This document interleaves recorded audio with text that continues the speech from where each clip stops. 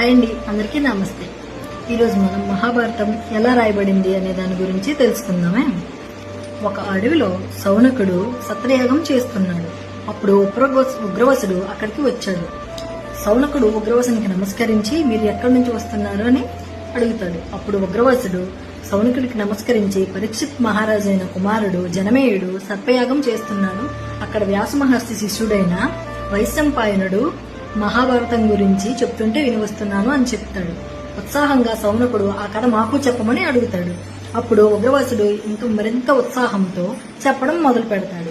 వ్యాస మహర్షి హిమాలయాల్లో తపస్సు చేస్తూ తన దివ్య దృష్టితో మహాభారత కాలాన్నంతా చూసి కురువంశం కోసం తెలుసుకున్న వ్యాస మహర్షి తన శిష్యులకు కూడా ఈ కథను ఎలాగైనా చెప్పాలి అని అనుకుంటాడు. అప్పుడు వ్యాస మహర్షి బ్రహ్మదేవుడిని అడుగుతాడు ఇలాగా, బ్రహ్మదేవ, నేను మహాభారతాన్ని రాయాలనుకుంటున్నాను, దీనికి ఏదైనా ఉపాయం ఉంటే చెప్పండి అని.